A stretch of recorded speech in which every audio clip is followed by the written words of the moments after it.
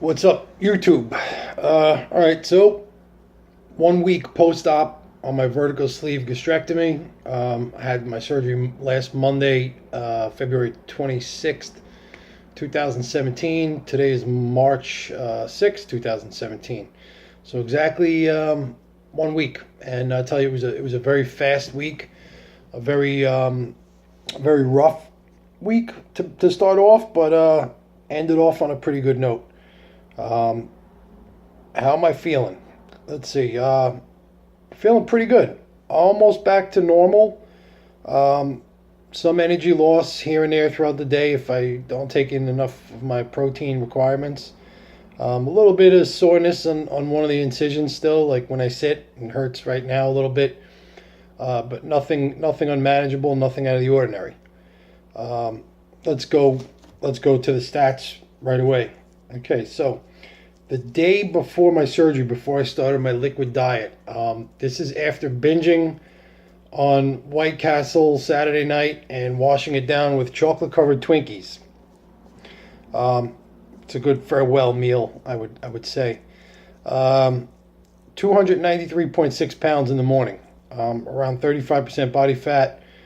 My waist was 47 inches. My belly, above my belly button, measuring around, was 50 inches.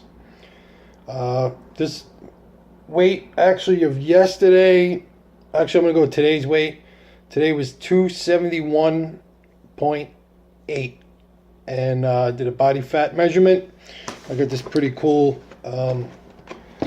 body fat monitor that I've had. You enter in all your information, your height, your weight, male, female, athletic, non-athletic, and then you simply hold it up and it'll give you your body fat percentages. It'll also do BMI. So, did that today. I didn't do the body fat last Sunday. I forgot to do it. I'm going off an older reading at 35%, 35 and change. Today, like I said, 271.8, 30% body fat reading on this. My waist was down, and keep in mind I still have a lot of swelling in my stomach area, a little bit of gas still, but mostly swelling around the incision a little bit. My waist is a 45.5 for a loss of like an inch and a half, and my belly's down to a 49.5. Measurements, I don't know if I'm taking them exactly in the same spot all the time. I'm not really good at measuring, but it is what it is. So yeah, I mean, I feel pretty good. Beginning of the week was rough. Like I said, Tuesday was the worst day. Wednesday was like a complete turnaround. Everything seemed to get better on Wednesday, and it's just been getting better each day. And this is what I've been told. I've been walking about a mile to mile and a half each day, slow pace. I take my dogs out for a walk. The little guy's a little too fast for me. I get a little winded walking the little guy because he goes real quick. But the big girl, she'll keep a nice pace. So I prefer taking her, even though she's a little strong on the leash. But no weaknesses, no issues with that. I can bend over fine. I can put my shoes on now. My stomach doesn't hurt that much. Like I said, just a tiny bit of discomfort. All right, so today I just wanted to, after updating you on that, I just wanted to touch on my diet so far. And I wanted to go into what you probably should be eating. I've been on the forums, and I know I told you to stay off the forums, but they are a useful tool at times to gauge your experience or what you're going to experience. It's astounding how many people on the forums get this surgery without doing an ounce of research, and without having proper guidance post-surgery. And I don't know how these surgeons are letting these people get these operations. I mean, this is a major fucking operation. Don't kid yourself. You're cutting out 2/3 of your stomach. You could potentially die from complications. It's not, it's not a simple surgery. This is real. This is a last resort. This is an ends to a means to an ends, whatever you want to say. But astounding number of people have zero guidance post-surgery from their surgeons, zero post-op diet plans. I've seen people eating scrambled eggs the day after their surgery. people asking what I should be eating. I'm eating baby food and bananas, stuff like that. Like zero guidance. Most of these stories come from people getting the surgery in like the Czech Republic or Mexico, or I mean, just do your research on your surgeon. If he doesn't give you a full guided diet plan and you don't sit down with a registered nurse or a healthcare practitioner in his office or a nutritionist, and they don't go over a guide with you of what you should be doing immediately after surgery, find a different surgeon. That's all I'm going to say, because your best interests are not being taken care of there. You're definitely looked at as a number, and I just want to bill my patient and cut them open and do a surgery, and that's that. You're not given the proper guidance. The first time I backed out of my surgery, I really didn't do the proper research beforehand that I should have, and I really wasn't ready 2 years ago to do this surgery. I wasn't in the right mindset. I wasn't prepared. And I see a lot of people on the forums doing the surgery, and they think it's a quick fix, and they realistically are not prepared. This time going into it, like I said, I watched videos from Fighting 400, King VSG, a couple other people on the forums, on YouTube. It's your best source of information. There's a couple of doctors on there out of the Midwest that have really good video series on what to eat. Do your research first. Know what you're getting into. Know what you're supposed to be doing after the surgery before you jump into doing the surgery, because you're going to be miserable. You're going to hurt yourself, and you could potentially die. Let's call it what it is. You could kill yourself. And my surgeon explained that to me. He said most of the complications from this surgery are not from the surgery. It's from people messing up directly after the surgery within the first 3 to 4 weeks, where they really should be tending to their bodies and their wounds, and they're not properly educated, or they're not following the diet plan and not following the plan the surgeon gave them. And that's where the complications come from. And if you get a complication from, a staple rupture, which is probably the worst complication you're going to have, you're in serious health. It's a serious health risk. It's a possibly could turn fatal. I mean, I've had a friend's mom who had the surgery that passed away after the surgery due to complications. A week or two later. I don't know what the outcome. I mean, what the underlying circumstances were. I'm not going to mention any names out of respect for the family, but she passed away directly as a result of complications from the surgery. So you really need to be careful. So my surgeon gave me this whole diet plan, basically progressing the first 3 days after surgery. He got me on clear liquids. Okay, clear liquids, chicken broth.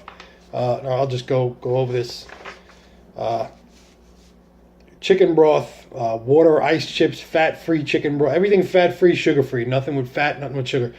Crystal Light, Fruit 2.0, Propel Fitness Water, sugar-free Jello, decaffeinated tea with sugar substitute, sugar-free popsicles. You should be sipping liquids. They want you no more than 30 ounces. Try to get 30 ounces the first 2 days, 30 ounces a day of just liquids in your body. If you could tolerate the proteins, the clear proteins, I myself could not tolerate the clear proteins the first 2 days. They got me nauseous. I had to take nausea medication. For some reason, the clear proteins are just absolutely disgusting, and I just can't do it. So the first, so that's the first phase for day 1 to 3 after surgery. So that took me till about Wednesday. I believe Wednesday or Thursday I started my full liquid phase, which my doctor recommended from day 3 to day 21. So you're talking 3 weeks on a full liquid phase. No scrambled eggs, no thick puddings or any mashed bananas or baby food. He's got me on. So these are the guidelines. He wants you to start with 1 to 2 ounce portions and slowly increase to 4 ounce portions. For those of you wondering what 4 ounces is, this is 4 ounces. This is a condiment cup, typically used to put dressing in. If you order a meal to go at a pizzeria or something, they'll put the dressing in the salad, or the ranch dressing for dipping your hot wings or whatever you want to dip in here. This is 4 ounces of liquid. And this is considered liquid. It should run off your spoon.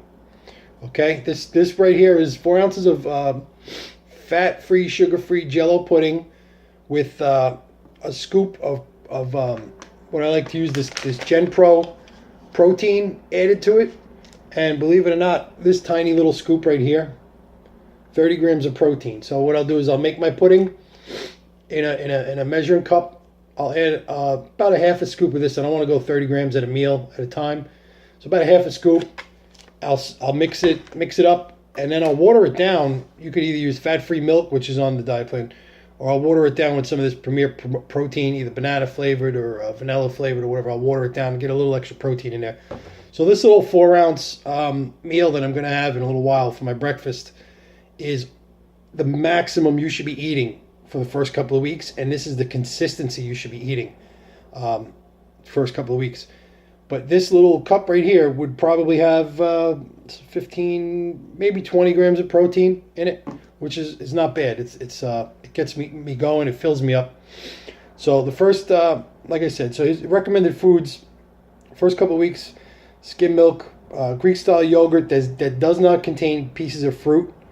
Everything's sugar free, fat free, obviously for the first couple of weeks, couple of months. Well, you should be eating added sugars anyway, but sugar free, fat free should just be in your diet anyway. And I know that's another thing. I'm not a big fan of the fat-free, sugar-free foods. The labels, basically, what that says to me is chemical shitstorm. That's basically what it is. You're eating a chemical shitstorm. If there's fats removed, the sugar's removed, and there's all kind of sucralose and all kind of added sweeteners. It's a it's just a shitstorm. It's a genetically engineered shitstorm. So try to get off that as quick as you can and get back to regular healthy meals. Instead of fat-free. Don't stick with fat-free, sugar-free once you're able to eat. Stay away from that garbage, basically. All right, so like soups, low-fat soups, he recommends that are thick and smooth. He said to strain them. So if you're having, like my wife made the other day, cream of broccoli soup, she put it through a strainer, so there was absolutely nothing in it but the cream of broccoli. Made it with the fat-free milk. It felt good for a change, aside from this sweetened bullshit that I've been having to eat, this yogurt and artificially sweetened protein drinks and fat-free, sugar-free pudding. I'm getting sick of this disgusting sweetness taste. I want a little saltiness and substancy taste. So it was a nice change. And then the next day she made me some butternut squash soup. It was a little on the thick side, so I thinned it out with some milk, some skim milk, and it was delicious. Satisfied me, good stuff. So he recommends you could have like tomato soups, low-fat cream soups, such as broccoli, cream of broccoli, cream of asparagus, low-fat vegetable blend, low-fat French onion, low-fat butternut squash, low-fat split pea. Nothing with any chunks, no noodles, no chunks, nothing. If it has that, you got to strain it out, because the way my nurse explained it to me at my doctor's office, you don't want any kind of chunks or solid substance in your stomach right now. It could get caught in a staple line, and you could bleed internally. You could rupture the staple line, get stomach acid into your body cavity, and then you get an abscess, and then you're probably going to get sick. You're going to be in a hospital for weeks, and you could potentially die. So just stick with the game plan your doctor gives you. If your doctor didn't give you a game plan, go to a different doctor. That's all I'm telling you. Low-fat, sugar-free puddings, obviously, it says thin with skim milk. So they recommend adding, 2 ounces of water, or 2 tablespoons, rather, of water or skim milk to thin it out. The way they explained to me, it should run off the spoon. You throw it against the wall, it would run down the wall. It wouldn't be thick. Any oatmeals, farinas, cream of wheat, got to be thin, real thin.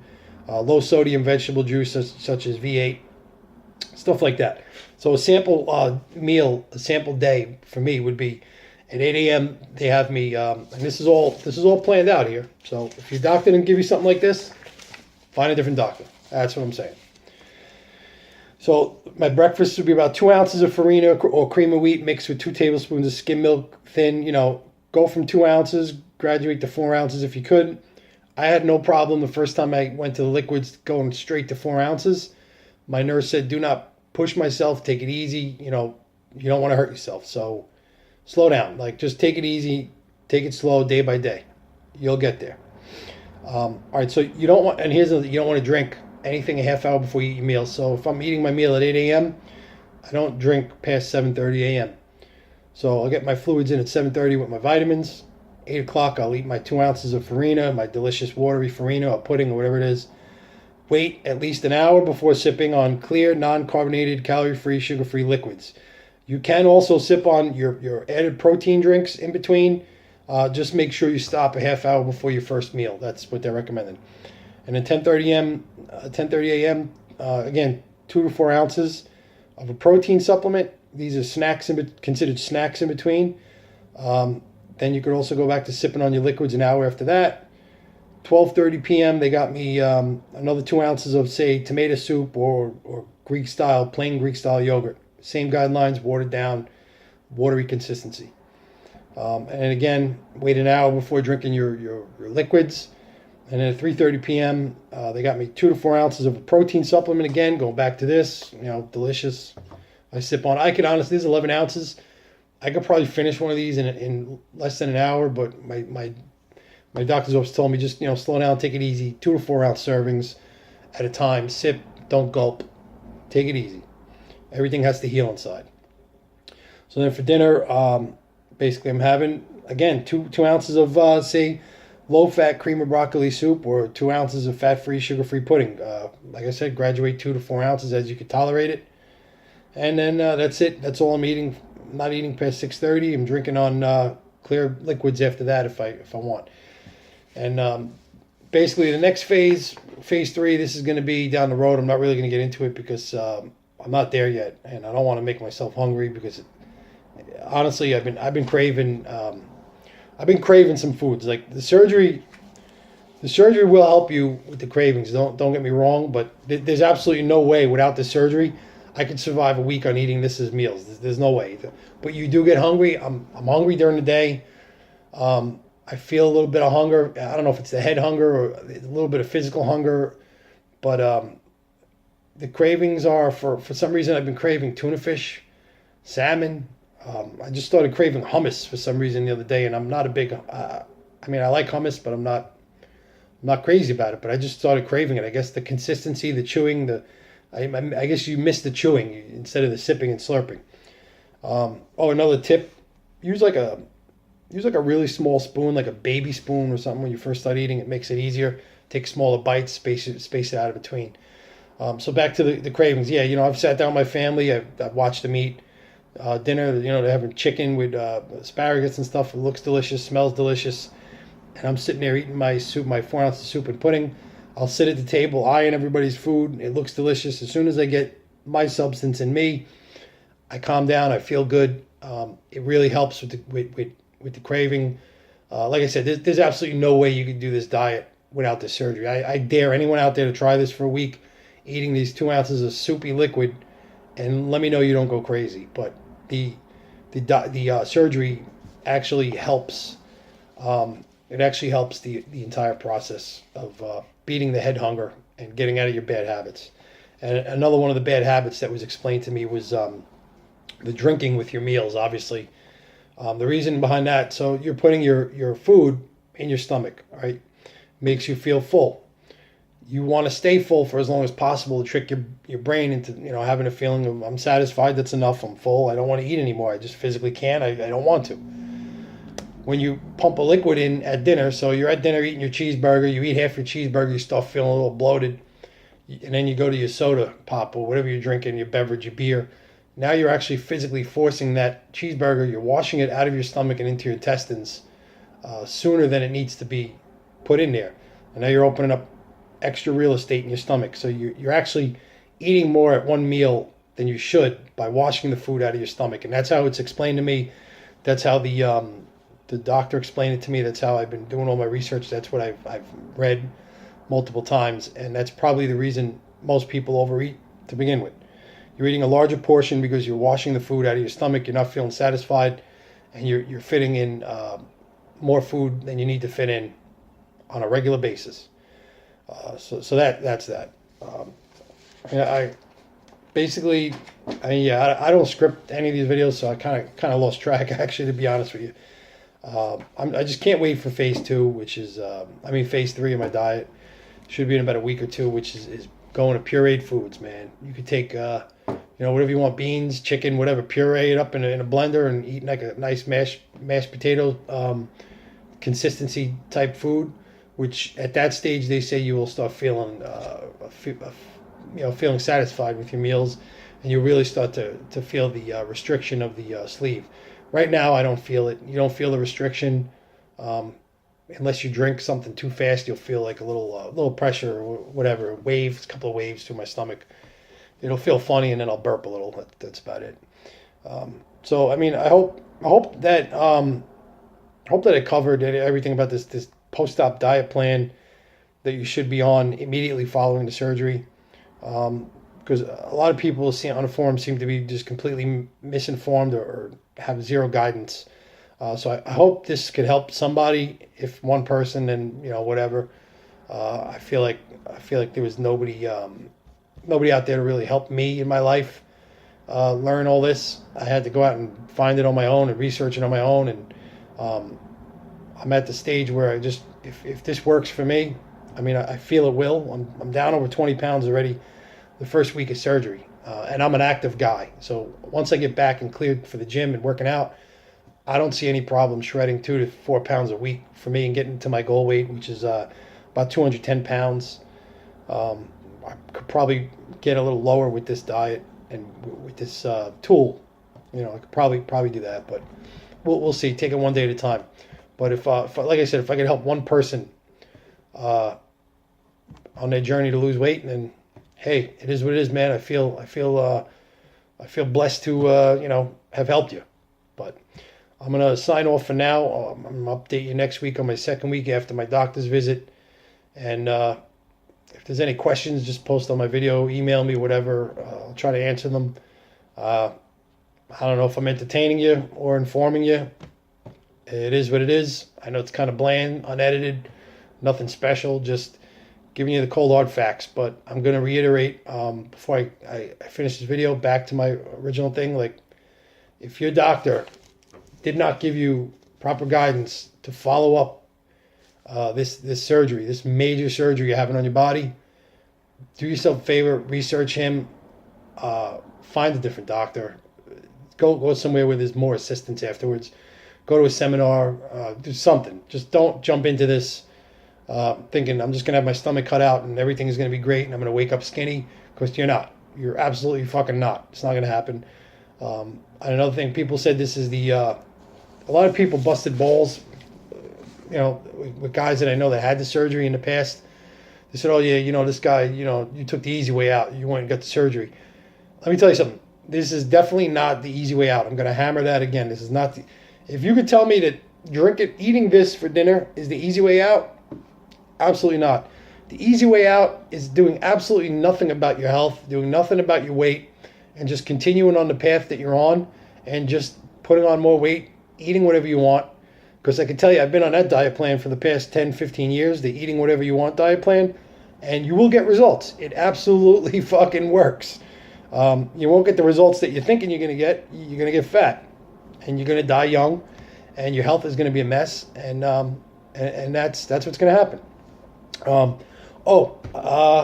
Yeah, since I don't script these, I forgot. I wanted to touch on this early in the video, so I lied. One last thing before I go. So I don't know what it is, but since the surgery, I've had 2 surgeries on my shoulder, and my knees hurt a little bit once in a while. They click. Since like day 3 after the surgery, all my internal inflammation and bloating completely gone. My feeling of stomach bloat that I would normally have, gone. My inflammation in my joints, gone. My shoulder feels great. I'm in physical therapy. I'm making progress, actually. My knees stopped clicking. My hips stopped bothering me. I don't know if it's a tribute from the weight loss or from the poisons I'm putting in my body with the foods I'm eating. I don't know which one it is, but I can tell you I feel so much better. All that inflammation and an inflammatory response from the chemicals in all the foods I was eating is diminishing, is gone, almost completely gone, basically, and it feels great. So, all right, I'm going to sign off for now. I'll see you next week, hopefully next Monday, and we'll update and talk some more. See you later.